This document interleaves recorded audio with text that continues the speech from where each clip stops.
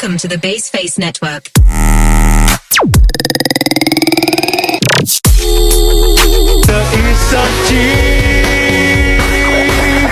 널 사랑해 이렇게 말했지 이제껏 준비해 넌 많은 나를 지고 언제만 네 옆에 있을게 이렇게 약속을 하겠어 저 하늘을 바라다 보며.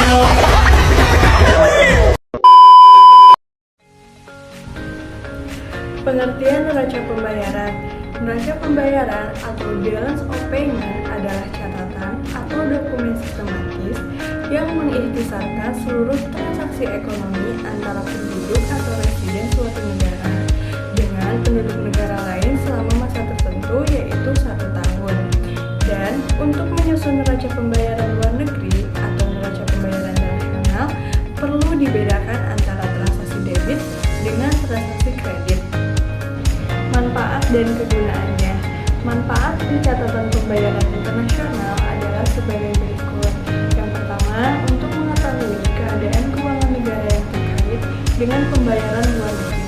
Yang kedua, untuk mengetahui berapa besar sumbangan transaksi ekonomi internasional terhadap penerimaan negara yang bersangkutan. Yang ketiga, untuk mengetahui dinamika perdagangan luar negeri. Yang keempat, sebagai sumber data dan informasi untuk melakukan evaluasi dan analisis kebijakan ekonomi. Yang kelima, mengetahui struktur dan komposisi transaksi ekonomi internasional suatu negara. Yang keenam, mengetahui mitra usaha suatu negara dalam hubungan ekonomi internasional. Yang ketujuh, mengetahui posisi keuangan internasional suatu negara.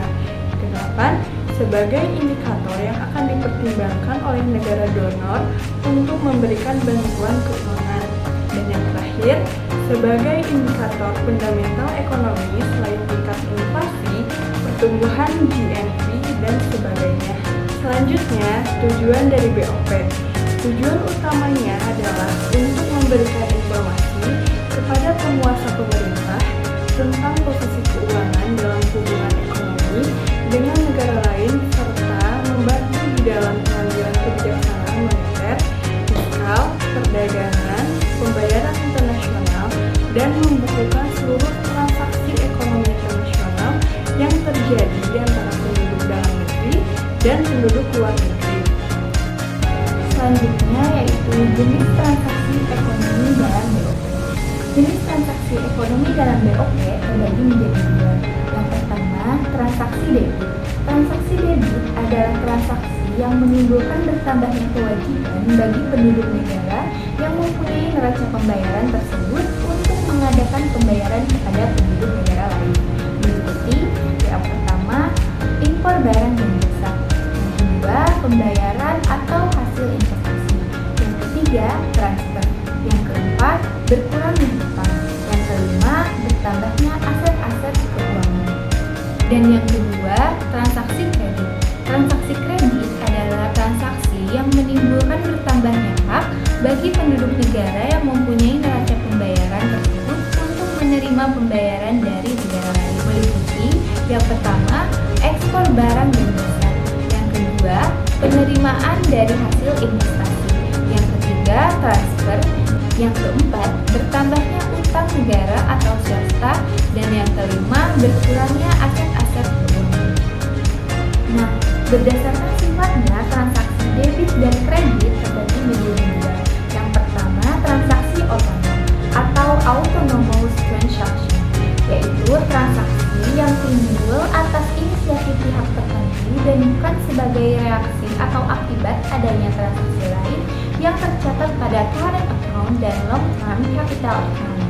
Misalnya, ekspor dan impor barang atau modal dalam jangka panjang untuk mencari keuntungan. Yang kedua, transaksi kompensasi atau induced or compensatory transaction, yaitu transaksi yang timbul sebagai akibat atau kompensasi dari adanya transaksi lain. Transaksi ini disebut juga sebagai transaksi pelengkap. Misalnya, pemasukan modal jangka pendek dan impor atau ekspor emas. Selanjutnya yaitu komponen neraca pembayaran. Berdasarkan neraca pembayaran tadi, diketahui bahwa neraca tersebut dibagi ke dalam beberapa transaksi ekonomi internasional. Secara garis besarnya, transaksi ekonomi internasional atau luar negeri atau pos-pos dasar suatu negara dapat dibedakan sebagai berikut. Yang pertama, transaksi dagang atau trade account. Yang kedua, transaksi pendapatan modal atau income on investment. Yang ketiga, transaksi unilateral atau unilateral transaction. Yang keempat, transaksi penanaman modal langsung atau direct investment. Yang kelima, transaksi utang piutang jangka panjang atau long term loan. Yang keenam, transaksi utang piutang jangka pendek atau short term capital. Yang ketujuh, transaksi lalu lintas moneter atau monetary accommodation. Struktur dasar neraca pembayaran internasional. Neraca pembayaran internasional terbentuk dari beberapa struktur dasar utama. Yang pertama ada neraca lancar atau current account. Neraca lancar adalah bagian dari BOP yang memberi gambaran ringkas tentang transaksi barang dan jasa yang diproduksi selama periode setahun atau kurang. Nah, neraca lancar dibagi atas 3 bagian pokok, yaitu neraca perdagangan atau balance of trade, yaitu catatan transaksi ekspor dan impor barang-barang selama satu periode. Yang kedua ada neraca jasa atau service, yaitu catatan transaksi ekspor dan impor jasa selama satu periode. Lalu yang ketiga ada neraca non balas atau transfer payment, yaitu catatan transaksi yang bukan sebagai akibat balas jasa. Misalnya, bila pemerintah USA memberikan hibah kepada pemerintahan negara lain, nah hal tersebut akan tercatat dalam neraca non balas jasa. Dalam struktur dasar yang kedua ada neraca modal atau capital account. Neraca modal mencatat arus masuk modal atau capital inflow dan arus keluar modal atau capital outflow selama periode tertentu. Sifatnya dapat jangka panjang. Neraca modal dibedakan menjadi dua. Yang pertama ada neraca modal pemerintah atau official capital dan neraca modal swasta atau private capital. Neraca modal pemerintah atau official capital yang mencatat arus keluar masuk modal di sektor pemerintah, sedangkan neraca modal swasta mencatat arus keluar masuk modal di sektor swasta atau dunia usaha. Yang ketiga ada neraca penyeimbang atau settlement account. Neraca penyeimbang adalah bagian dari BOP yang menjelaskan bagaimana surplus atau defisit BOP yang dibiayai. Dan yang keempat ada selisih perhitungan atau statistical discrepancy, merupakan transaksi yang tidak tercatat atau unrecorded transaction dalam BOP karena adanya ketidaklengkapan informasi atau imperfect information. Defisit dan surplus dalam BOP. Dikatakan defisit atau surplus suatu neraca pembayaran jika 1. Penurunan stok nasional selalu berarti defisit, sedangkan kenaikan stok nasional selalu menunjukkan adanya surplus. 2. Tetapi turun naiknya stok nasional bukan atau belum mencerminkan seluruh defisit atau surplus neraca pembayaran. Kita harus melihat apa yang terjadi dengan pos pinjaman. 3. Harus dibedakan antara pinjaman yang masuk atas kemauannya sendiri atau masuk secara otomatis atau autonomous inflow, dan pinjaman yang masuk karena berkaitan dengan adanya kelebihan impor atau yang bersifat akomodatif atau accommodating inflow. Pinjaman otonom tidak merupakan defisit, sedangkan pinjaman akomodatif merupakan bagian dari defisit. 4. Defisit atau surplus total adalah besar kenaikan atau penurunan stok nasional plus pinjaman akomodatif. Mekanisme neraca pembayaran. Ada 3 mekanisme atau proses penting yang menyangkut neraca pembayaran, yaitu 1. Penyesuaian lewat perubahan harga-harga atau mekanisme harga. Akibat dari proses ini disebut price effect, yaitu mekanisme penyesuaian neraca pembayaran lewat perubahan harga-harga mekanisme. Harga ini bekerja secara penuh, dalam arti bisa membawa kembali neraca pembayaran ke posisi keseimbangan kembali dalam sistem standar emas penuh. 2. Penyesuaian lewat perubahan pendapatan nasional atau mekanisme pendapatan. Akibat dari proses ini disebut income effect.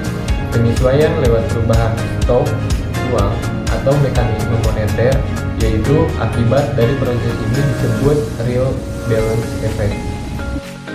Selanjutnya, balance for BOP. Pada dasarnya, ada 4 pengertian balance dalam BOP, yaitu 1.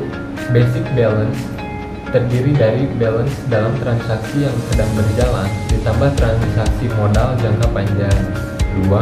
Balance transaksi, autonomous balance, ini terdiri dari basic balance ditambah dengan aliran modal jangka pendek.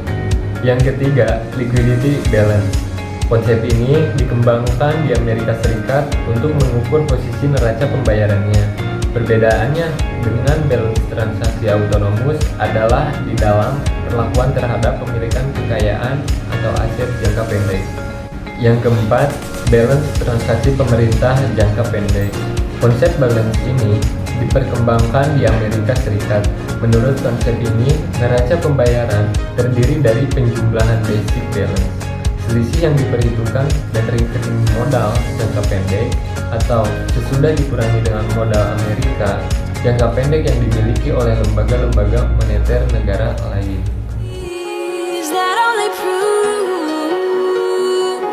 And this is when the